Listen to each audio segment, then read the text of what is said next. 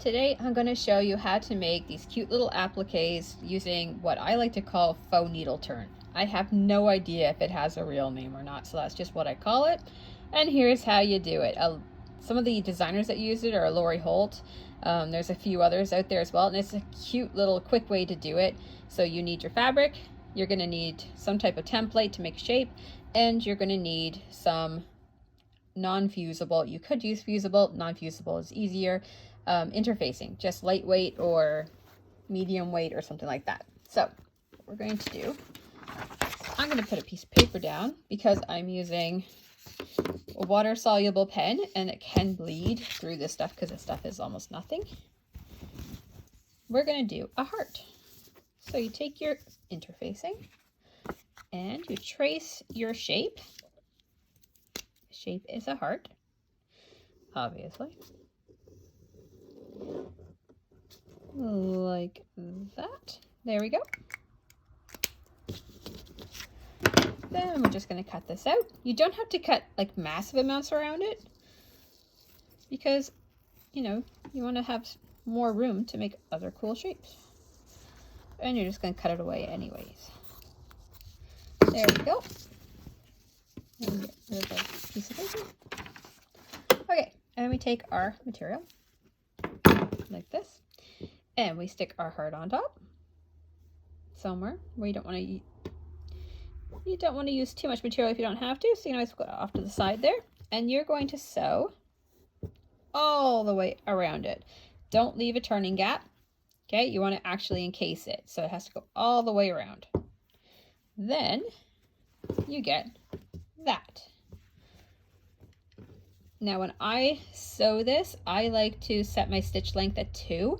That way when you're sewing, you just have more strength, but also when you're sewing curves, you got more stitches in those curves and they tend to turn better.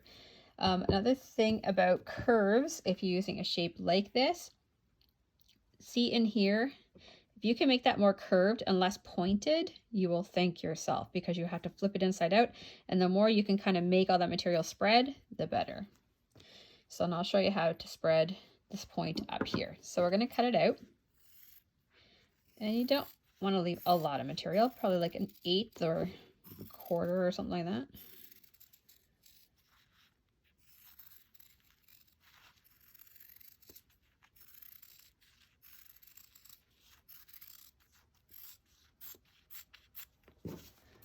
Yeah, make sure your bottom is clipped so that it will sit nicely. Now I like to get rid of some of the bulk that's in a corner. Like that. And don't cut through the stitching, but I do like to kind of clip on both sides a little bit of the way up, just so it has lots of room to separate itself.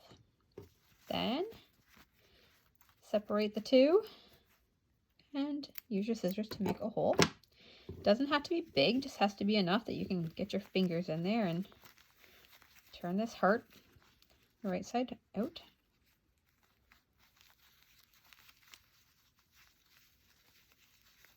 There we go. And if you have a little turny thing, you can use that. Mine's from Clover. There's a lot of them on the market. They're usually quite fun to use, come in super handy. There we go. And look at that. We have a heart. Now you can go take that over to the iron and give it a really good press. And it is ready to go. Everything is encased, so there's no raw edges whatsoever. And you can make tons of these and have a lot of fun with it. You can even layer them too. So like if you had this heart on top of a bigger heart, you would just stitch that one on top and then stitch the other one down. It would look really cute. So this heart is going to go on this tea towel, which is a tutorial I'll do in a little bit. And this here is going to be a Lori Holt tea towel using the My Happy Place home deck. But basically I thought a cute little heart would go on there, and it will go on there. And I used, like a lot of the other stuff that you'll see on my channel where I've used applique, I have other ones that show you how I attach it on. You can do it by hand. I like to do a little blanket stitch that's on my machine. You can also do a zigzag stitch or something like that as well. You can also stitch really, really close to the edge all the way around as well if you'd like to. That's up to you on how you would like to do it. But there we go. And that's what it looks on the back. Faux needle turn, or whatever it's called. Anyway, hope it inspires you.